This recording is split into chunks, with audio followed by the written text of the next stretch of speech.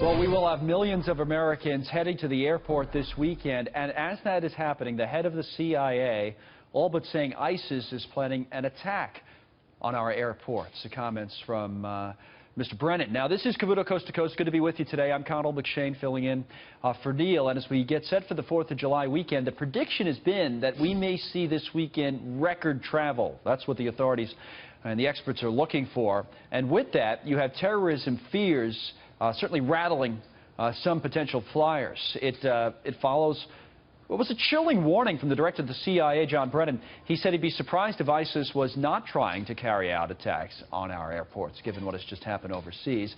We're exclusively joined right now by the Clinton Defense Secretary, William Cohen, on this threat at this time. What do you say, sir, to people who are understandably concerned, especially going into this weekend, about travel? I would say that there's no place to hide. The fact that the focus is now on airports doesn't mean that you can go to any other place and feel reasonably safe. The next attack might come at a mall. It might come at a popular restaurant or a discotheque or any other place where people gather.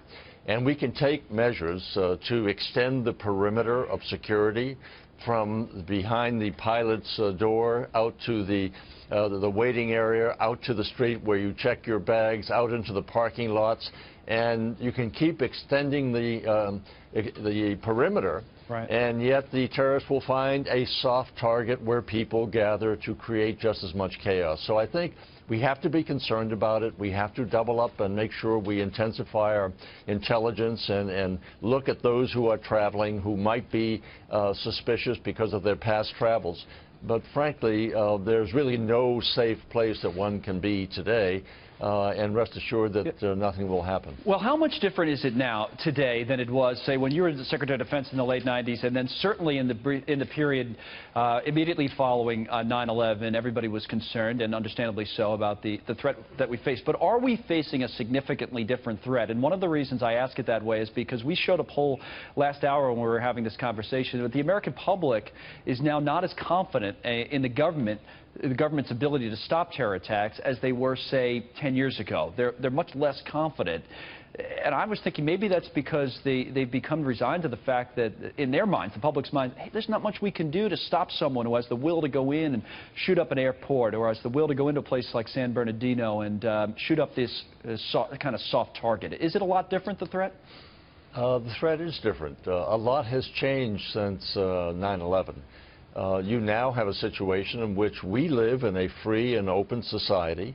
And in a free and open society, you allow people to move and to speak and to acquire things like guns. And the country is awash with high-powered weapons, and you have people who have access to them without much restriction, and therefore those who are inspired to commit heinous crimes are given the capability of doing so. So I think the life has changed. What changed in the world, people's hopes, aspirations, desperations have changed since 9/11. So it's a combination of a discontent with life as it is today, a combination of seeing jobs disappear, and a combination of integration. I want to ask you, I'm sorry to interrupt. I wanted to ask you about the current administration's approach to all this, which I will in a second. But you mentioned guns, and about an hour ago, the Speaker of the House, Paul Ryan, said that next week they will deal with, in the Congress, the idea of somebody on a terror watch list being able to purchase a weapon. What do you think of that debate? I think absolutely necessary. Why would you be on a watch list, not be able to get on a plane, and yet be going to a gun store or Walmart or wherever and acquire a semi-automatic weapon? It seems to me that that is simply irrational, that we say that's not an absolute right that you have when you're under these circumstances where you are a suspect in a real sense, but you can go in and get armed, and the next thing you know, go into a bar and kill a lot of people. So I think it makes sense, and I commend Congressman Speaker Ryan. Yeah, they're going to take that up next week. The issue has been who should be on this list, which I'm sure they'll debate in Congress as well. Now, in terms of the approach of the current administration, this comment we're going to play for you, and then we'll talk about it, from the current Attorney General Loretta Lynch last week, got a lot of attention, saying what she thinks the world needs to do. Here it is. The good in this world far outweighs the evil, that our common humanity transcends our differences, and that our most effective response to terror and to hatred is compassion, it's unity, and it's love. Compassion, unity, and love, sir. To some people, they were saying, boy, we got to go out and get these guys, and that's not the right approach or the right mindset to have. What are your thoughts? I think as far as the terrorists are concerned, we have to go out and kill them. To the extent that we have to wage another form of war, that is at the social media level, we have to try to educate people about the lies they're being told.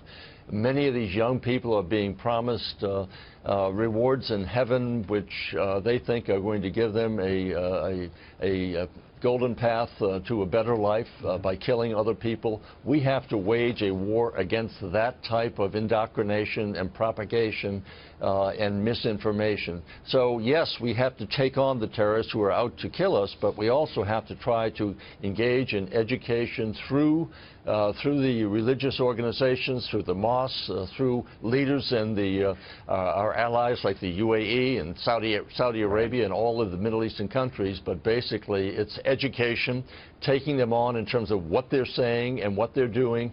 But if they're known terrorists that are coming after us, we have to go after them before they get here. Former Secretary of Defense, William Cohen, thank you, sir. I appreciate you coming on.